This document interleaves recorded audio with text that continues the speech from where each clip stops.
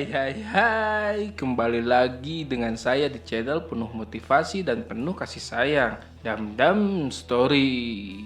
Bagaimana kabarnya? Harus sehat ya, biar makin kuat jalani hidup yang berat ini.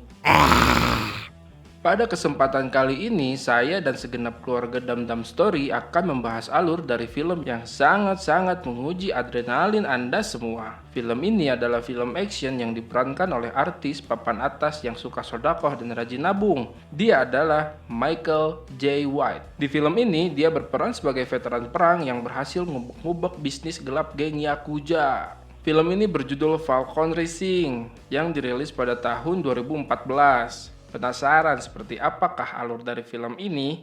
Siapkan posisi Anda, ambil cemilan tetangga Anda, dan jangan lupa kabari mantan Anda. Karena kita akan mulai bahas filmnya sekarang juga.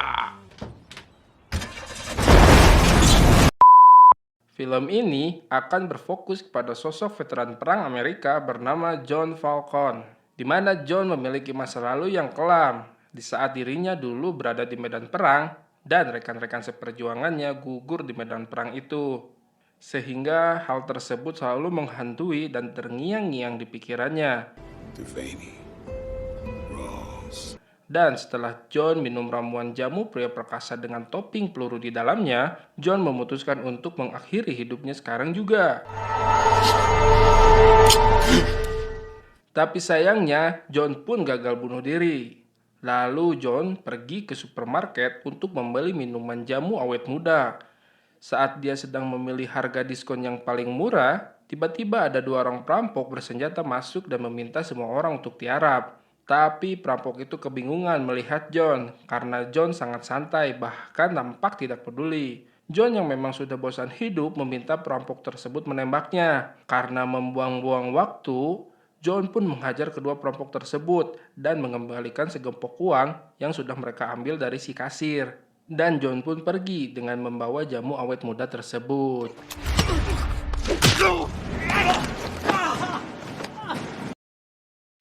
Lanjut saat di rumah, John kedatangan tamu, seorang wanita bernama Cindy, yaitu adik satu-satunya John. Cindy baru saja pulang dari Brazil. Ia marah karena John lupa menjemputnya di bandara, karena John ketiduran.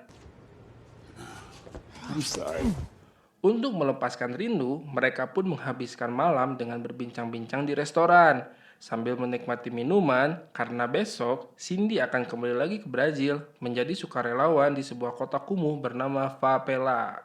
Esok harinya, Cindy berpamitan kepada John yang sedang tidur untuk terbang ke Brazil. Favela adalah sebuah kota kumuh di Brazil dengan tingkat kriminal tertinggi yang banyak dihuni para gangster di sana. Dan disinilah gadis cantik priang dan soleha Cindy tinggal.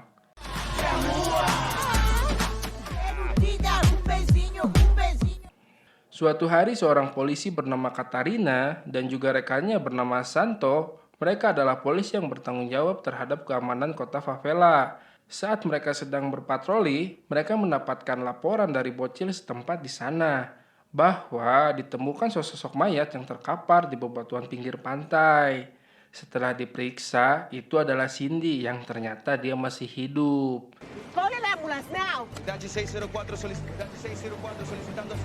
Kemudian diperlihatkan seorang konsulat jenderal bernama Manny, yaitu pejabat berwenang yang mengurus semua warga Amerika Serikat yang tinggal di kota tersebut.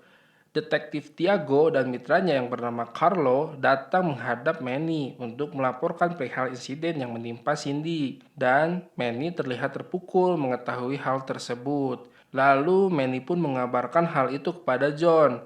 Dan John yang mengetahui itu, ia pun bergegas pergi menyusul Cindy. Sesampainya di Brazil, John disambut oleh Manny yang merupakan rekan kerjanya dulu sewaktu di militer. Lanjut saat Manny membawa John ke rumah sakit di mana adiknya Cindy dirawat. Setelah itu Manny mengenalkan detektif Tiago kepada John. Tiago adalah orang yang bertanggung jawab dalam menyelidiki kasus yang menimpa Cindy. Ia mengatakan kepada John bahwa kejahatan di kota Favela sangat meningkat terakhir ini. John meminta kepada Tiago untuk mengantarkannya ke TKP tempat adiknya ditemukan. Meski sempat menolak, akhirnya Tiago bersedia mengantarkannya. Sesampainya di sana, Tiago pun terkejut karena nah, di situ bisa kita rasakan ada aura-aura kemiliteran yang masih dimiliki John. Mantap.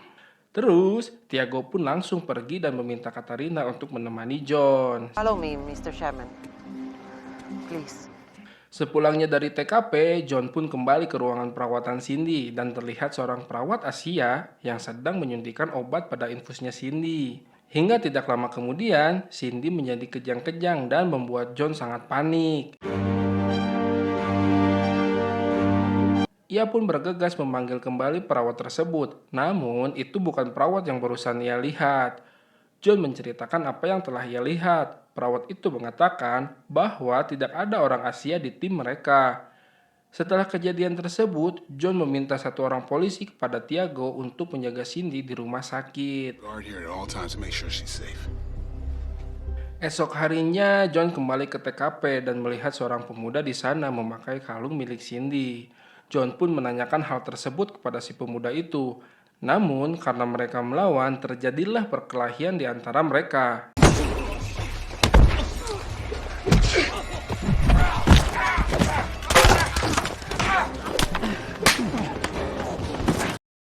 Setelah pemuda dan reng-rengannya dihabak dada oleh John, Katarina pun datang dan melerai mereka dengan pistol. Ya, inilah pemuda itu. Dia bernama Kuka, dan kalung tersebut adalah hadiah dari Cindy yang merupakan teman adiknya yang telah hilang bernama Maria. Lanjut, saat Kuka mengajak John ke rumahnya untuk memberikan buku harian milik Cindy yang telah ia temukan di jalan. Dari buku tersebut, John menemukan seseorang yang terakhir kali ditemui, yaitu fotografer bernama Bruno. Mereka pun mengatur pertemuan di sebuah kafe dekat pantai. Bruno mengatakan terakhir kali Cindy membayarnya untuk mendokumentasikan sebuah pertemuannya bersama ketua organisasi terlarang. Cindy bermaksud untuk mengungkap kejahatan tersebut. She started doing her own investigation. Namun, di saat John meminta salinan foto tersebut, Bruno takut memberikannya. Bruno pun bergegas pergi. Namun sebelum itu John berhasil mencuri salinan tersebut dari Bruno. Hingga saat Bruno memasuki mobilnya, ngebeleduk alias meledak mobilnya si Bruno itu. Setelah itu, John pun melihat seorang wanita Asia yang kemarin menyamar sebagai perawat untuk menyelakai Cindy. John pun berusaha mengejar wanita tersebut yang ternyata wanita itu tidak sendiri. John pun ditembaki oleh mereka. Meski sempat melawan dan membunuh beberapa dari mereka, wanita tersebut berhasil lolos.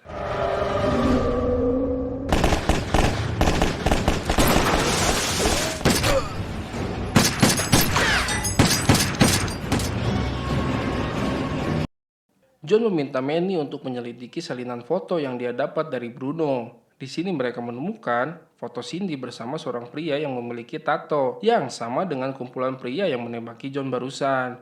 John dan Manny menyimpulkan bahwa mereka adalah gangster dari Jepang, yaitu Yakuza. Dari tato tersebut, mereka menemukan petunjuk sebuah klub malam tempat di mana pria di foto itu berada. Lanjut, saat John mendatangi klub malam tersebut,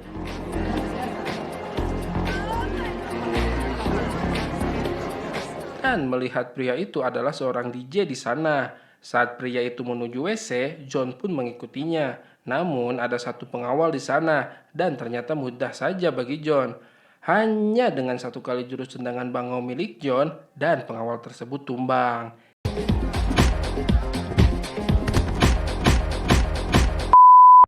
John menanyakan perihal adiknya kepada pria tersebut. Karena tidak mau buka mulut, John pun menyiksanya terlebih dahulu.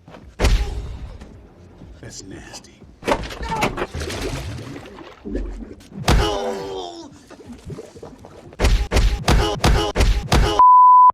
Setelah melewati beberapa siksaan yang menyakitkan, pria itu pun akhirnya menyerah dan mengungkapkan bahwa hal yang menimpa Cindy karena Cindy mengikuti mereka dan mengetahui transaksi ekspor-impor yang sudah mereka lakukan.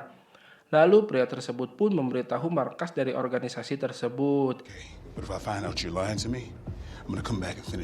Setelah John mengetahui tempat organisasi tersebut, yaitu di sebuah villa dekat pantai, John meminta Manny untuk mengantarkannya. Di sisi lain, Tiago bersama timnya bersiap untuk mengepung dan mengambil alih kota Papela dari para gangster lokal yang tinggal di sana. Tiago memberikan instruksi kepada anak buahnya untuk tidak segan-segan membunuh mereka. Put them in the ground! So let's go! Meu Deus, sangue do rosto. Aos nossos reis, Deus ele para nossa salvação. Não lançamos nos açúcar. Amém.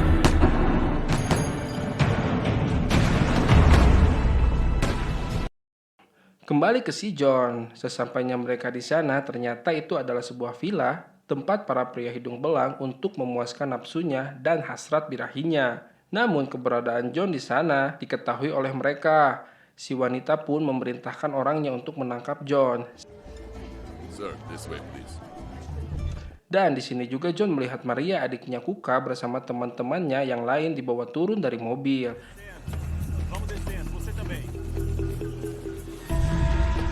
Kembali ke Papela saat salah seorang anak buah Tiago menemukan dua orang Asia yang sedang memasukkan beberapa orang anak wanita ke dalam mobil. Ia pun melaporkan hal tersebut kepada Tiago. Namun, ternyata ia ditembak mati oleh Tiago. Dapat dipastikan Tiago dan Carlo adalah polisi korup yang doyan nilang di perempatan jalan. Our price just doubled. Dan ini adalah Hirimoto, yaitu ketua gangster Yakuza di tempat ini, yang merupakan dalang dari semuanya. Mengetahui tempatnya sedang dikacaukan oleh John, ia pun memerintahkan bestinya di kepolisian untuk mengatasi kekacauan ini, yaitu sudah dapat ditebak orang itu adalah si Pikasebelen Tiago. Di sini juga Hirimoto menunjukkan kekejamannya dengan mengeksekusi mati seorang yang sudah membocorkan tentang dirinya dan usahanya kepada orang lain. Sedangkan di villa, para anak buahnya masih berusaha untuk menangkap John, dan John berhasil mengalahkan mereka semua. Tidak lama kemudian datanglah Tiago, Carlo, dan juga Katerina untuk menenangkan keadaan di sana. Tiago meminta John untuk pergi dari sini dan meminta Katerina untuk membawa John. Di saat mereka hendak pergi, John mendapatkan feeling tidak baik terhadap Tiago. Ia memutuskan untuk mengikuti Tiago dan meminta kepada Katerina untuk menjaga adiknya di rumah sakit. Dan benar saja, wanita Asia itu sudah berada di ruang Cindy. Sebelum sempat menyalakai Cindy, Katerina datang dan menembak mati wanita tersebut. Sedangkan John mengikuti Tiago dengan cara bersembunyi di bagasi mobilnya. Yang ternyata Tiago pergi ke pelabuhan dan bertemu Hirimoto di sana. Dan terlihat mereka mengeluarkan gadis-gadis di bawah umur dari mobil untuk disimpan di gudang. Kemudian diselundupkan ke Jepang untuk menjadi wanita penghibur di sana. Dan di tempat penyimpanan tersebut dijaga ketat oleh para penjaga bersenjata. Mengetahui hal tersebut, John melaporkan kepada Manny dan meminta Manny untuk mengirimkannya bantuan. Sambil menunggu bantuan datang, John berusaha menyelinap masuk ke tempat tersebut. Namun, keberadaan John diketahui oleh mereka. Dan disinilah terjadi pertarungan yang sangat tidak seimbang, di mana John menghadapi Hirimoto bersama anak buahnya yang dibantu oleh Tiago dan juga Carlo. But I think I'll join. Namun dengan ilmu kanuragan dan pengalaman militer yang dimiliki John, satu persatu dari anak buah Hirimoto dibantai oleh John.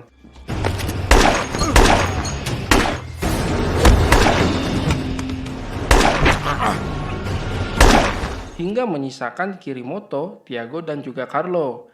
Di sini terjadilah pertarungan 3 lawan 1 yang sangat sengit.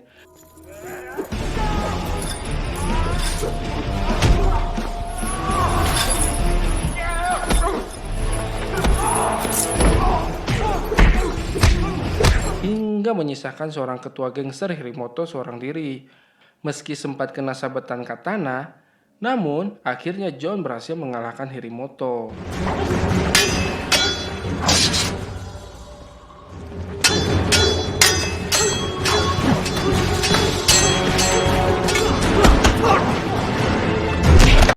Tiago yang sudah sekarat memberikan kunci lokernya kepada John yang berisikan daftar nama-nama orang yang berada di lingkar kejahatan Hirimoto. I was the first in my family. Hingga pada akhirnya semua gadis-gadis itu pun berhasil diselamatkan. Dan antek-antek Hirimoto, mereka semua ditangkap. John pun kembali ke rumah sakit untuk melihat kondisi adiknya. Dokter mengatakan bahwa Cindy mengalami cedera yang sangat banyak, sehingga butuh waktu bertahun-tahun untuk kesembuhannya. Dan Manny pun menawarkan John untuk kembali ke militer, karena memang John butuh banyak uang untuk kesembuhan adiknya. John pun menerima misi yang diberikan oleh Manny, dan misi pertama sudah John selesaikan. Dan film pun udahan, tamat, the end, ending yang sangat amazing.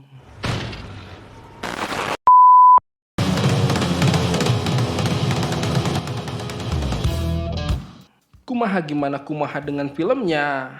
Penuh dengan keaksionan kan? Dengan penuh aksi tembak-tembakan, aksi baku hantam, dan aksi habak dada, film ini pun memiliki rating 5.7/10 di IMDb. Lumayan lah ya. Walau begitu, film ini banyak digemari oleh kaum rebahan dunia dan dinobatkan sebagai film action yang seru dan brutal oleh netizen rebahan seantero dunia. Jadi wajib kalian semua tonton untuk film ini, dijamin gak akan pernah nyesel. Karena di dalam film ini banyak aksi-aksi seru yang menegangkan untuk memacu semua adrenalin Anda yang sudah lama tertanam di dalam tubuh Anda. Paham? Karena sebentar lagi saya mau ngedate dengan Pevita Pierce di warung pecel lele Kang Komar. Sekian dulu dari saya. Semoga kalian semua terhibur. Jangan lupa bahagia, jangan lupa bersyukur. Dan tentu saja jangan lupa subscribe, like, komen. Saya mewakili segenap jajaran direksi Damdam Story cabang Jimbawai Timur. Pamit undur diri. Dadah and goodbye.